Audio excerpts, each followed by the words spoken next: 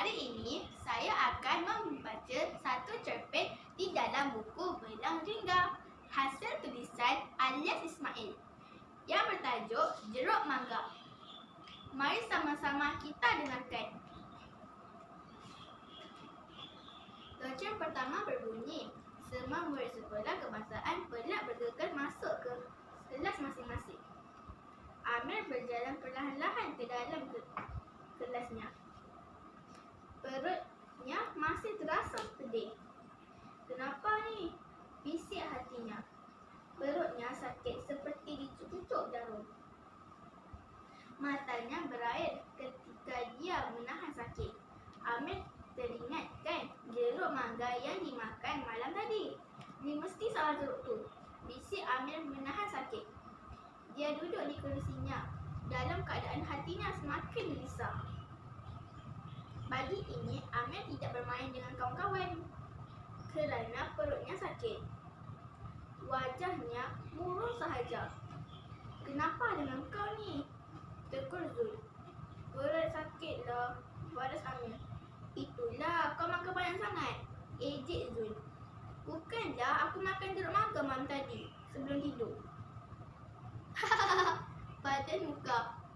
Zul menertawakan Amir sebelum beredar sambil ketawa. Amir memandang setiap langkah Zul dengan penyalaan kemarahan. Zul tidak peduli, dia terus mendapatkan kawannya yang lain. Semua murid berdiri tegak dan memberi salam kepada Cikgu Azmi yang masuk ke kelas. Assalamualaikum Cikgu, ucap mereka. Waalaikumsalam. Sila duduk, balas Cikgu Azmi. Guru itu berdiri dengan wajah yang ceria. Azmi memandang Cikgu Azmi dengan resah. Perutnya semakin meluas-luas.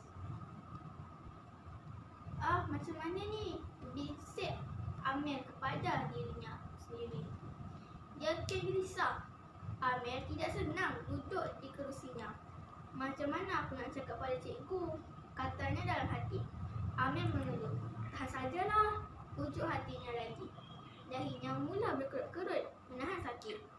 Amir tahu Cikgu Azmi pasti akan marah jika dia ingin pergi ke tandas. Pastikan kamu pergi tandas sebelum kelas bermula, kata cikgu itu pada ketika dulu. Amir teringatkan akan kata-kata Cikgu Azmi sebelum ini. Amir tidak dapat memberi tumpuan terhadap perkara yang diajar oleh Cikgu Azmi. Perutnya semakin sakit dan meluas. Kamu ada masalah, Amir? Dari tadi, kamu gelisah, ujar Cikgu Azmi. Sebelum sempat Amir menjawab, Zul menyampuk. Amir sakit perut, cikgu. Selepas berkata begitu, Zul ketawa besar. Murid-murid lain turut ketawa. Jam! Jerit Cikgu Azmi. Semua murid-murid terus diam. Celaka kau, Zul, bisik Amir dalam hati. Dia berasa amat malu diketawakan oleh rakan sekelasnya. Mukanya merah padam menahan satu perasaan malu. Betul, Amir? Soal Cikgu Azmi. Ya, cikgu, jawab Amir tunduk. Pergi ke tandas sekarang, arah Cikgu Azmi. Amir terus berlari ke tandas sambil menekan-nekan perutnya. Murid lain ketawa melihat gelagat Amir yang menunjukkan. Leganya, kata Amir perlahan-lahan. Tangannya sentiasa menggosok-gosok perutnya. Amir bergegas masuk ke kelas untuk bersama dengan rakan-rakannya. Lega, Amir, kata Cikgu Azmi sambil tersenyum.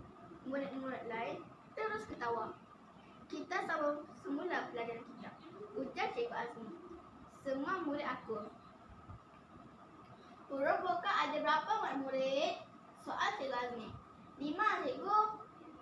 Semua murid menjawab serentak. Huruf vokal apa tu? Takkan huruf menyanyi. Perut, oh perut.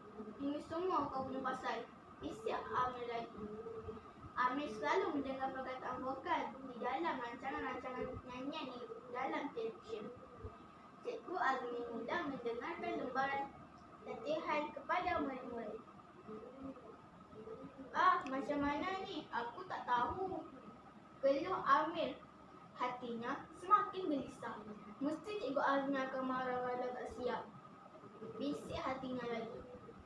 Amir memandang kertas latihan. Dia memandang gambar-gambar pada kertas latihan itu. Api, ekor, itik, ikan, ombak, apa ni? Soal hati Amir. Amir memandang ke kiri dan ke kanan. Murid-murid lain kelihatan tekun menyiapkan latihan tersebut. Dia berasa cemburu melihat kawan-kawannya. Amir masih lagi tidak tahu jawapannya. Cikgu Azmi memerhatikan dari jauh gelagat Amir. Cikgu Azmi perlahan-lahan menuju ke arah Amir. Amir masih belum berbuat apa-apa. Cikgu Azmi semakin dekat.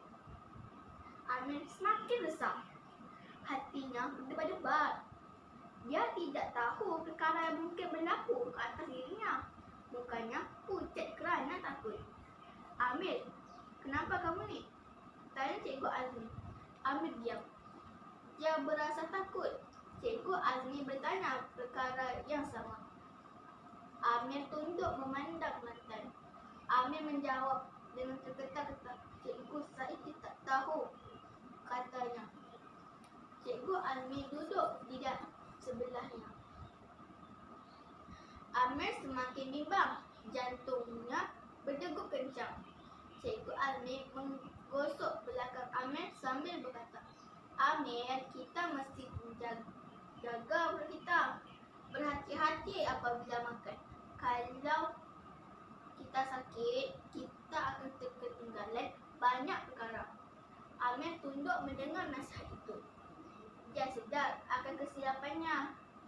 Amir, huruf vokal ialah huruf yang ada berbunyinya sendiri, iaitu A, E, I, O, U.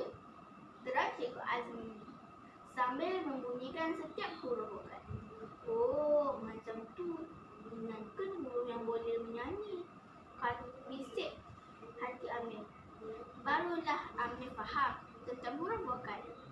Hari ini Amir mendapat pengajaran baru daripada sikapnya yang suka memakan jeruk mangga. Sekian, jumpa lagi.